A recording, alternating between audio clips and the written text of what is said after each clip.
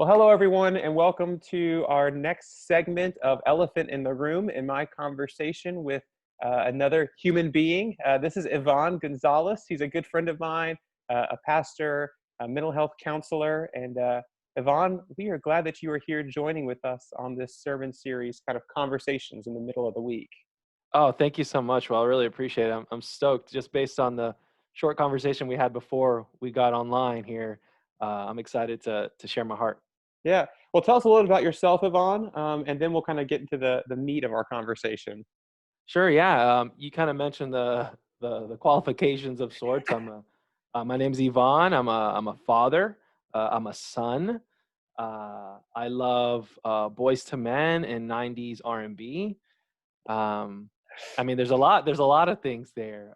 I'm also a mental health counselor, like Will mentioned. I have a private practice here in the Orlando area, and I'm also a pastor, an extension ministry in the United Methodist Church. But basically means we strive to connect many, just like many deacons do in many settings. Although I'm provisional elder, to use some churchy language. Um, Connect the world with the church and the church with the world in meaningful ways. And so in my context, I do the work of healing and providing sacred space for folks, either in an individual setting or in group therapy. Yeah, no, I think all of my favorites, but Boys to Men being your favorite, that's Oh, they're 90s good, man. R&B. That's it's good stuff, man. I mean, they're just I don't think I Motown knew. Philly. I mean, it's so good. I don't think I ever knew that about you. Yeah, so you learn a little bit Yeah, something new. I I mean, know. So yeah. my favorite uh, musical genre is rap music. So Oh yeah. uh, Oh, I'm a big. uh, I would say more 2000s rap for me, 2000s but rap, when yeah, it comes to like just the real heartfelt yeah, lyrics, I think they wrote a song for their mom. I was like, yes, yeah. and they have a little bit of hip hop mix in there.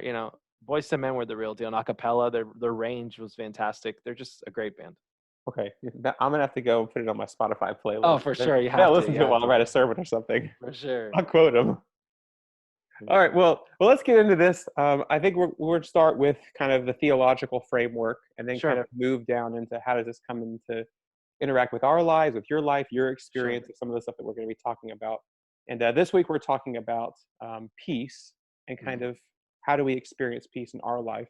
And Jeff, this last week preached on Philippians 4:6-9, where it's like he says, "Do not worry or fret about anything, because I give you the peace of God that passes all understanding."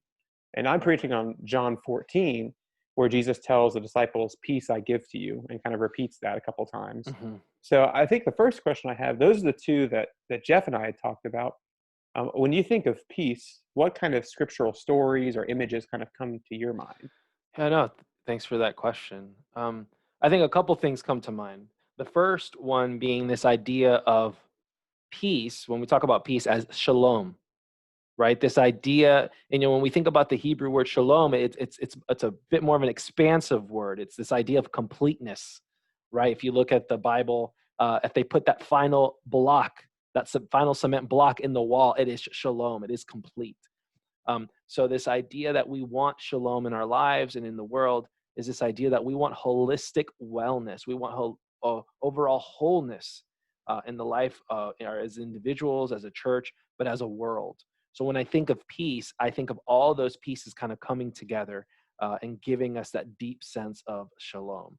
So that's kind of the first image that comes to mind, is that when Christ is offering us grace, when God is inviting us into more, God is in reality inviting us into wholeness. Uh, and the scripture that kind of adds that to me, adds kind of like a mystical lens for me, is found in John 14, the verses 26 and 27, where Jesus says, "But the advocate, the Holy Spirit, whom the Father will send in my name, will teach you all the things and remind you of everything I have told you. Peace I leave with you." This is the piece that I love here. "My peace I give to you. I do not give to you as the world gives. Do not let your hearts be troubled. Do not be afraid." That little part where "I do not give to you as the world gives," man, I can sit with that for a long time, just simmer and marinate that in my spirit. Because as we'll talk in a minute, I'm sure this idea of this theological piece, this wholeness that comes from God, and how do we kind of live into that in terms like of our mental health, the emotional realities that we live in. But it's comforting to me to know that even in my finiteness, even in my limitedness as a therapist or as a pastor, God's peace is one that the world doesn't quite understand. And that to me is good news because I love worshiping a God that I don't quite understand. And that when I hit the limits of my faith or understanding, God can still bring peace in the midst of chaos. So I love that. Yeah, yeah, and I mean, my favorite piece, P Piece, my favorite piece of that, I mean, when I think about the chaos, I mean, I think I say this all the time, is that God works best in the chaos. I mean, that's how creation existed, that the waters were chaotic and the spirit was hovering over that Hmm. chaos, those waters. And when Yeah. I think throughout scripture, all these there's these chaotic moments of life that happens, whether it be um, when I think about King David and the things that he had done with Bathsheba, like God was Yeah. working in the midst of that craziness. And then the story that Nathan tells David, I think that was just a grace-filled moment that was full of Hmm. not the peace that we oftentimes think of like tranquility and like Zen. Like, I, no, it's not that type of peace. It's a very different kind of understanding of peace. And when you think Hmm. about Jesus, I mean, it was a very chaotic time in 30 AD, 20 AD of just the Roman Empire and what it looked like. And they were Yeah. just it was just chaotic and craziness and it was persecution and it was Right. oppression and like Hmm.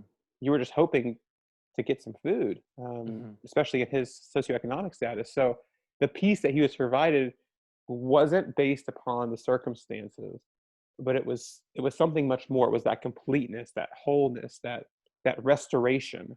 Yeah.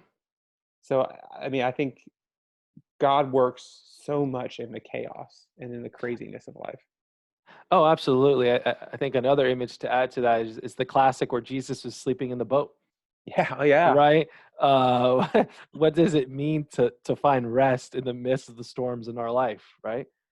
yeah. Uh, and yeah, I mean, I think there's so many images. I think I did a quick Google before we joined together, and I saw that the Bible mentions peace over 420 times. Wow. 420 times the word peace in whatever Greek, Latin, or whatever derivative. Uh, so it sounds to me that at the heart of what Jesus is trying to do, what God's trying to do, is invite us into something more, something like peace. Yeah, and peace is for the restoration of all things, All the things, shalom of all things. cosmic, like Yeah, yeah, big picture to you and me, to the little things on the ground, all of it. yeah. So I think about Jesus on the boat. I have never thought about Jesus sleeping. Like I skip ahead to like Jesus calming the waters, Right. but Jesus is sleeping in the midst of a storm. Dude took a nap. Yeah, Like, if you've ever like tried to sleep in like a really bad natural disaster, like a hurricane or like a torrential downpour, sometimes it's difficult when it's really, really intense. yeah. And Jesus is over here with getting his beauty rest, you know? Yeah, so we have a crepe myrtle that's next to our bedroom, and the crepe myrtle has begun to kind of grow over onto our roof. And if it Hmm. just gets a little windy, it like scratches the top of our roof, Hmm. and I get so furious because I feel sometimes I have like supersonic hearing, and like if I hear it at 2 in the morning, I'm awake, and I'm like, Mm. I hate it. I can't stand it. And if the water drops hit the gutter and like the gutter somewhat isn't working and it like drips and drips, I hate it. And I'm like, Yeah, no, I feel you. and Jesus is sleeping in the midst of this crazy storm with like the boat teetering. I'd be sick. Yeah, he's not on a Tempur-Pedic either. I mean, he's like, I'm guessing on a just some wood or something. Who knows? Yeah, yeah, yeah. So there's all these images of like of peace in scripture. Yeah. When you think of kind of the opposite of peace in that kind of lens, what do you think Hmm. would be the opposite of peace? How would you? Mm. I think that really depends on the context of what we're talking about.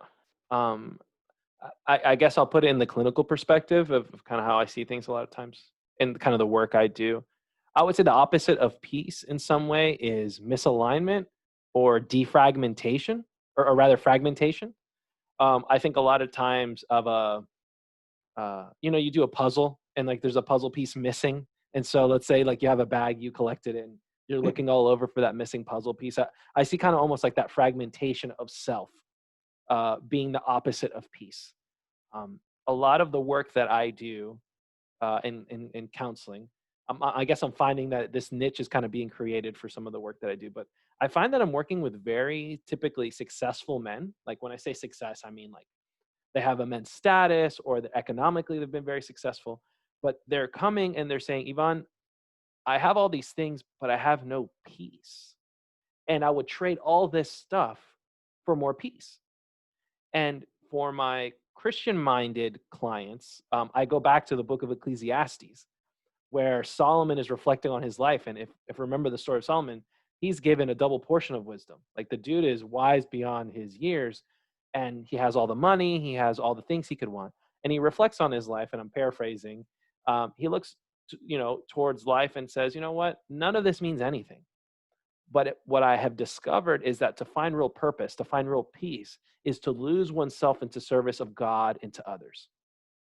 And so I guess the opposite of peace then would be some kind of misalignment or fragmentation. And some of the work that I do on the ground level is to help people discover what that might look like, what it looks like to create that whole puzzle piece again, or to make a new puzzle and to find peace with that as well. Yeah, yeah. Oh, that's really good. The defragmentation, or I mean, it kind of goes back to how you define peace in our Mhm. theological lens of that The completeness, shalom. that shalom, the Hmm. restoration. Hmm. Um, so when you have conversations with people, whether it be friends, family, or clients, when you try to talk about peace, you said kind of peace and kind of paraphrase it saying purpose. How would you Hmm. kind of define peace in like an individual's kind of experience? Yeah. Yeah. So, I think I would use a little bit of the definition that I used about the individuals that come and want peace. I think of that, in terms of community. But for a lot of folks that I find, especially in the midst of pandemic, in the midst of the kind of Americanized culture that we have, so many people, especially if they're older, the adults, 30s, 40s, 50s, pre-retirement, and even then in retirement, I see some of this as well. But it's this go go go mentality, this conveyor belt of sorts where you're just kind of go. You started working at 16 and you haven't really stopped to smell the roses since then. Uh, and so what I find a lot of times is people will come to therapy and they hit a brick wall, meaning there was a bout of infidelity. Depression all of a sudden is coming into their life, crippling anxiety because of work and kids. Um, and so the way that we kind of find peace is to borrow a term from Pastor Esther Rodriguez, who was the senior pastor at a church I was serving recently. She would often ask, "What do you know to be true?" And that's often the kind of framework that I have for folks, is to kind of find this alignment again within themselves, to discover that imago Dei within themselves again, that person that God has fearfully and wonderfully made. Discover what those values and those pillars are, and through a therapeutic relationship or a platonic relationship or romantic with my wife, we kind of just remind ourselves like, what are we about? So we have like this disciplined posture of every 3 months, year, depending on the season, we say, let's just stop and pray and really reflect on our whys, our existential deep whys. Because the more time we go away from those big whys, oftentimes we feel less peace and we're more misaligned. All of a sudden we take 2 or 3 promotions at work and go, I'm not happy anymore, you know? Mhm. Oh man, oh gosh, there's a lot there. Um, so I think the one thing I hear most is that disciplined ability to move away so you can look at what's happening. Yes. Because I mean, you think about the conveyor belt or a hamster wheel or whatever image you Mhm. want. Like if you're on that, you're always on that. You're not able to see that you're actually on that thing. Yes. There's no time for mindfulness or awareness because you're always in reaction mode. Yeah. And it's hard to cultivate peace when you're always reacting. Oh yeah, that's yeah. So when you're kind of 3 months, or you're in your kind of experience of 3 months a year, what kind of questions do you ask? Like what does that conversation look like? Yeah, I mean, I think it's going to depend a lot on the season. I Mhm. think for us right now, my wife and I, we're having deep conversations about having another kid. So we have one child, he's 3, and we were going to try earlier this year, but then the pandemic happened. And there's just a lot of big questions. I mean, if I could speak vulnerably, one of the fears of having another kid for me, one of the things I hesitated was I saw the way my parents self-sacrificed so much for my sister and I that I think in some ways they didn't like invest in their dreams the way they wanted to. And so I think I saw some bitterness from my parents as they got older, maybe so some misalignment. And so I think some of my worries to Christina was to say, how can I dream and still love my kids well? How can we dream and be responsible? How can we like listen to the essence of who God is inviting us to be, and still clean the dishes and take out the trash and go to soccer games? Where's that balance for us? And so, what needs to happen? Do I not take a promotion at work? Do you stay at home? Do we do this? Do we not do that? It goes back to our values and what we want to be known for, what we feel God is inviting us into, all those kind of whys. But it stems from that, ooh, can I live into what God's purpose is for me if I do X? If so, what do I need to do to make sure that that's balanced? Oh man, that takes such courage. It takes such vulnerability with your spouse. Hmm. It takes such honesty because I mean, it would be really easy for you to just like, oh, yeah, we want to have another kid. Yes, let's have another kid. Yeah, duh, Um, of course, I that's mean, the thing to why? do. Let's just I mean, have. yes, that's what most people do. So like, it takes a lot of courage of like, is this something that lines up with the shalom of our lives, the peace, the Yes. restoration that we are a part of? Is this Hmm. something that God has created me to do? Um, Hmm. and what does that look like in all aspects of my life, not just in my family life, but in work life and uh, uh, what you like to do in your own life? Like Right. it's a whole encompassing thing, which Right. I think points us back to why this is a part of that. It's a piece because like Yes. that's one brick in the entire wall or one brick in the entire temple. Right. And I think that's huge. Yeah, I mean, and just reflecting with you, part of the answer is also I'm finding just for me to have more faith and not have to overanalyze every little bit because I think it's a double-edged sword for me as a therapist, as a pastor, is that I get too much in the feels Yeah. and get too much into this process, and sometimes peace is not knowing. Peace is a comfort with mystery. Peace is jumping and then asking questions later. It really depends on the context. But I find that as I strengthen that muscle of what I know to be true, and I'm leaning on the pillars of my life, there's there's a million permutations, but I trust that God's grace fills in the gaps. In other words, if I know A to be true, B to be true, C to be true, I can choose any of those things. And I believe that I'm going to be on the right path because we serve a big, expansive God. And God's creativity for any particular situation is much bigger than mine. So I Yeah. rest in that peace. And I guess what I'm hearing you say is it doesn't, some things are going to happen and they're not going to be comfortable or things that you would No, like to happen. I mean, right. but you have those pillars that are you're leaning on and you trust that God is in the midst of it with you. And even though Yes. terrible things happen, you have this, I don't, the sense of, I don't know, security or this kind of Hmm. like groundedness Hmm. that gets you through that. Yes. Yes. And so, if I can just add, a lot of folks will come to me and say, okay, I know I need peace, but I don't know how to go about getting that peace. What do I do? And one of the exercises I do with folks, especially folks that are, I can kind of sense that they don't really know who they are. I ask them the question, well, what makes you really upset? So not what you're interested in, what really irks you, like That's your really, first really, question? yeah, Oh what man. annoys Okay. you, what really just Wow. ticks you off Okay. about life, and they'll say something like, I hate how animals are treated in this country. So I'll say, okay, so write that down. So maybe we'll do like an interactive thing. And I'll say, I don't know you very well, but what I know of people that really care about animals is that they care oftentimes about the least of these, those that can't defend themselves. So it seems to me you have a strong sense of justice. Does that sound right? Yeah, yeah, I care really much a lot. I care a lot about that. And so over time, we're beginning to build that pillar up for that person and create that awareness of kind of where God's like alignment with that person's own interests and proclivities are so that they can begin to shape those pillars for themselves so that as they lean into those muscles, the hope is that over time in the midst of everything else going on, they can find some peace because they say, you know what, this is what I care about, this is what I'm about, and they kind of navigate that way. Does that make sense? Yeah, yeah, it reminds me of a Disciples Path book. It's Jim Harnish Hmm. and Oh Justin. yeah, yeah. And they use that word. that phrase divine discontent, and finding Yes, that yes, I thing of love that like, language.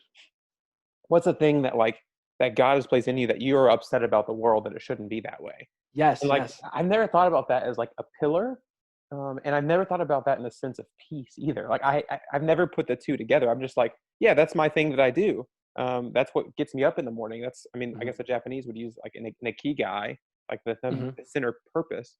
But I've never put that of, if you know that, that gets you that creates the wholeness of you, and that gets you through kind of the harder times, the turbulent times, because you can hold on to that pillar. Right, you're holding on because that's the thing. We're in the midst of so much unknown, so it's very easy to not have peace. There's really a lot of good reasons for you not to have peace. So that what we have to kind of go back to sometimes is take a few steps back, and part of the kind of periodic analysis is just to remind ourselves of those things.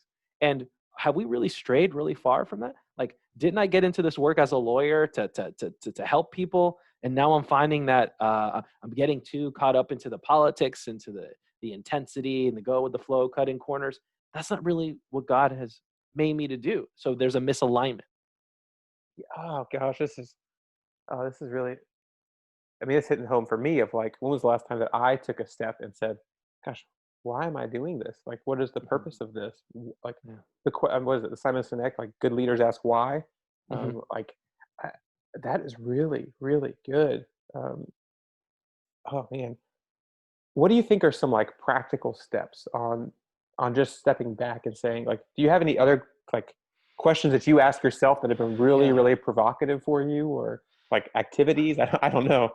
Yeah, I think I mentioned a little bit before the interview that I'm often trying to, in a very Wesleyan way, not live into dualistic thinking or binary thinking. So not an either or type thinking. I like to put commas where in my mind there's periods. And so what I mean by that is, there's I think the muscle of being radically honest with yourself is a muscle that you cultivate over time. It takes, like you said, courage to kind of sit with the radical honesty of where you're at. Um, but just to be mindful of what I'm telling myself. So much of the practical journey for me is to make the unconscious things in my life conscious so that I can make a decision about whether or not I want to keep them. So, for example, uh, I was very self conscious for a while. When my wife had Mateo, she gained weight, which is normal to gain weight, but then she lost it.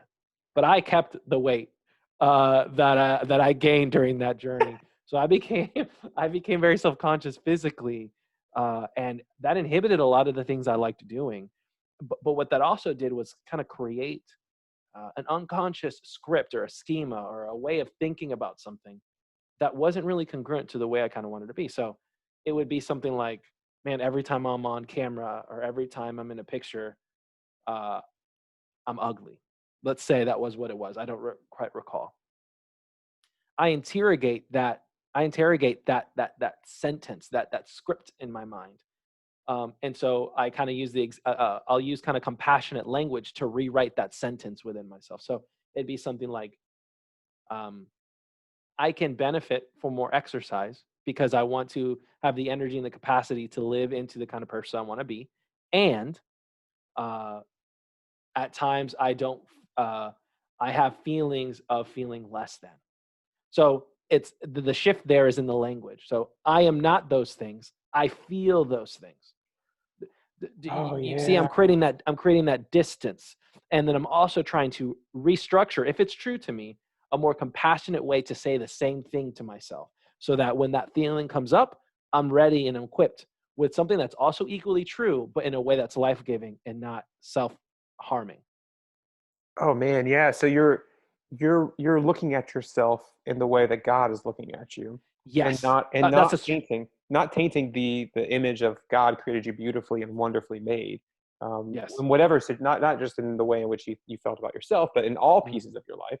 And then Oh you yeah. said, okay, so if I believe that, that is true, and Yeah. it doesn't negate the feelings that you had. You Right. acknowledge those feelings from the subconscious to the conscious. Mhm. And then the third piece, you're like, okay, I do want to make a change about this because I want to do X, Y, and Z. So there's Right. like, it seems like there's three different things going on in just that small like shift of, I don't like the way I look at myself.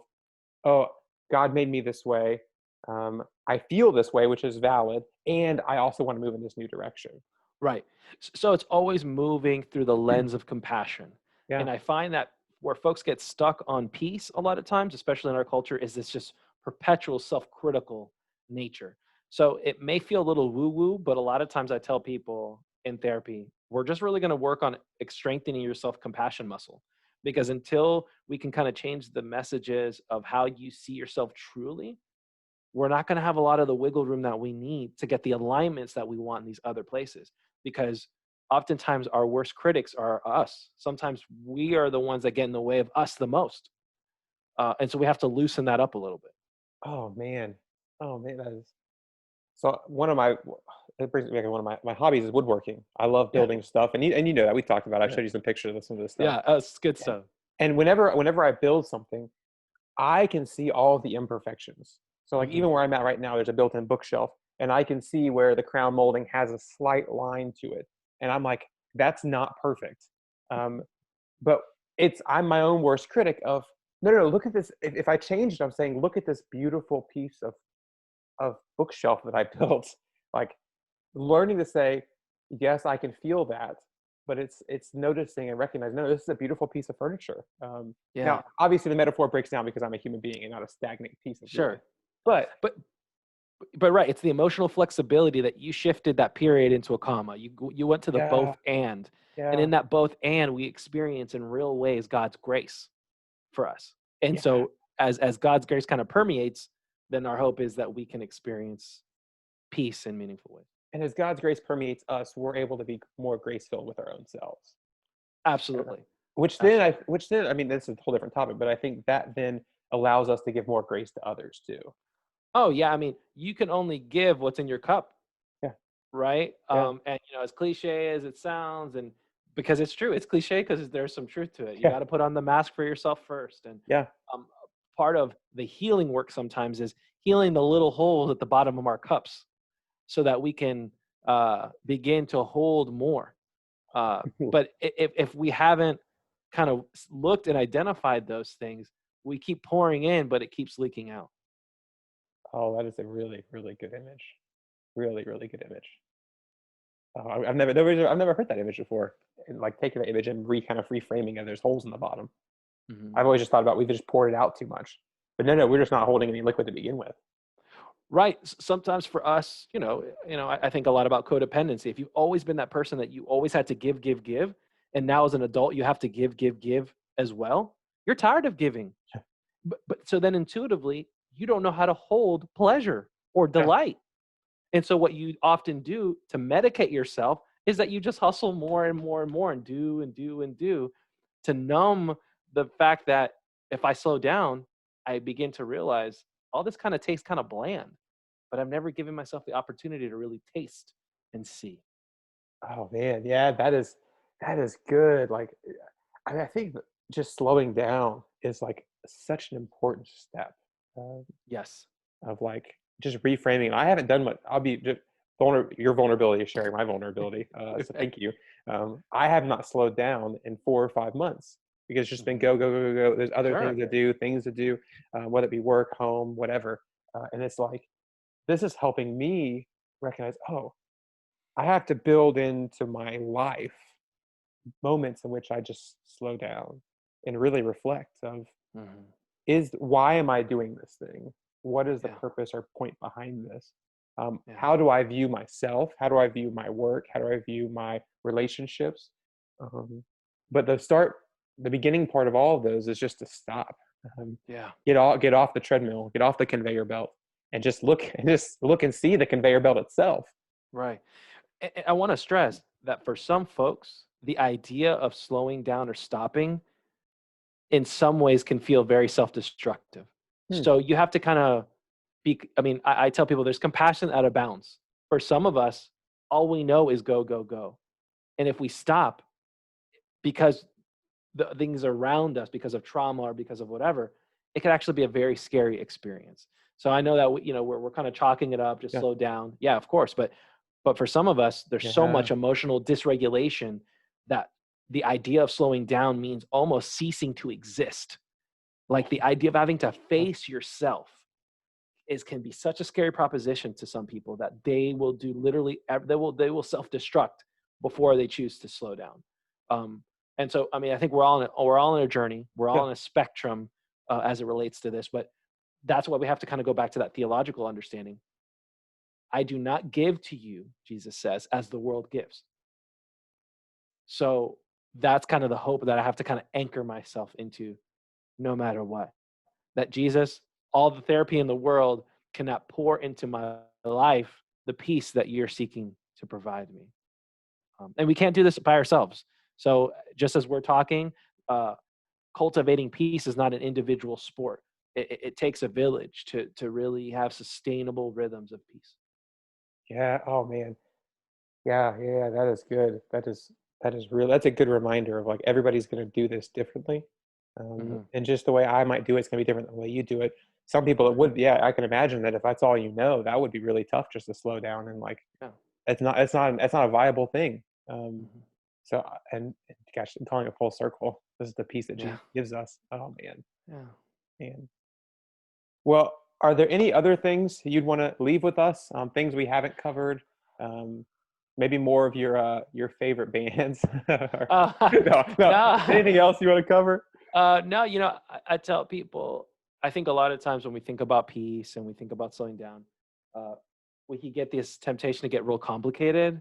Uh, but it's really just kind of doing body scans and checking in with yourself. How have you been sleeping? When was the last time you did something fun? When was the last time you turned off your phone? How are you eating? Are you eating more? Are you eating less? Are you eating more processed foods, less processed foods?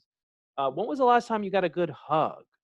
Right? Or someone told you that they loved you, or done something to stretch your mind or your body, or any kind of growth. So if we kind of do those check-ins, uh, we can begin to take the baby steps to go, where's the misalignment? Why do I feel restless?